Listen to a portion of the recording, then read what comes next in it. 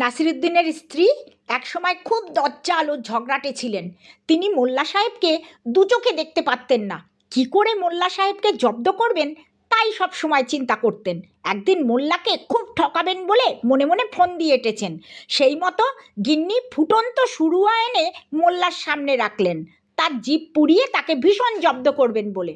কিন্তু ভুলে তিনি নিজেই প্রথমে দিয়ে ফেলেছেন, তাতে লম্বা এক চুমুক।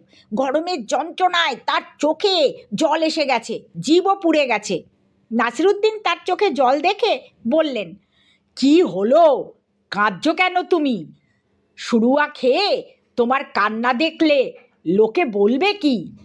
এ কথাই গিন্নি বললেন, মা মারা যাওয়ার ঠিক আগে শুরুয়া খেয়েছিলেন।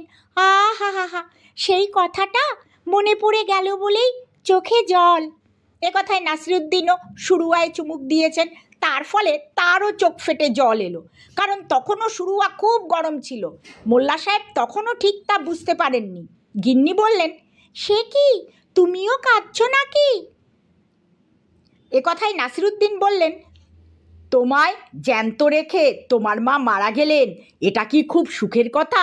সেই জন্যই আমার চোখেও জল। কথার প্যাচে গালাগালি খেয়ে দজ্জাল গিন্নি চুপ হয়ে গেলেন।